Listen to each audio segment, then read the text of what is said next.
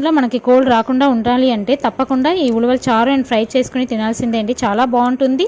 ఇది నా చిన్నప్పటి నుంచి ఫేవరెట్ ఫుడ్ అండి. నాకు ఉలవలు 4 or 5 టైమ్స్ వాష్ చేసుకొని నైటే నానబెట్టుకోవాలి. నేను మాత్రం ఏదైనా మొలకలు పెట్టేసే చేస్తానండి. తర్వాత కుక్కర్లో వేసేసి వాటర్ కొంచెం ఎక్కువ వేసేసి ఉప్పు కొంచెం వేసేసి 5 or 6 విజిల్స్ వచ్చాక స్టవ్ ఆఫ్ చేసేయాలి. దాని తర్వాత ఉలవలు సెపరేట్గా వాటర్ సెపరేట్గా పెట్టుకోవాలి. వాటర్లోనే ఫుల్ స్ట్రెంత్ ఉండడం వల్ల చారు చేసుకుంటే చాలా బాగుంటుందండి.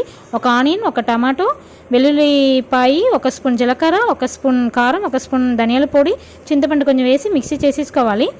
ఒక కడాయి పెట్టేసి నూనె వేసేసి తాలింపు సామాన్లు, కరివేపాకు, ఎండుమిర్చి, 2 ఆనియన్ పెద్ద పెద్ద ముక్కలు కట్ చేసి వేసుకొని పసుపు ఉప్పు వేసుకొని ఫ్రై చేసుకొని ఈ ఉలవలు వేసేయాలి, ఫ్రై చేయాలి. దాని తర్వాత కొరియాండర్ లీవ్స్ వేసేసుకోవాలి. ఒక బౌల్లో నూనె వేసేసి జీలకర్ర, కరివేపాకు, పచ్చిమిర్చి వేసేసి మిక్సీ చేసిన ముద్ద వేసేసి పచ్చవాసన పోయేంత దాకా ఫ్రై చేసుకోవాలి. వాటర్ ఉంది కదా అది వేసేసి ఉప్పు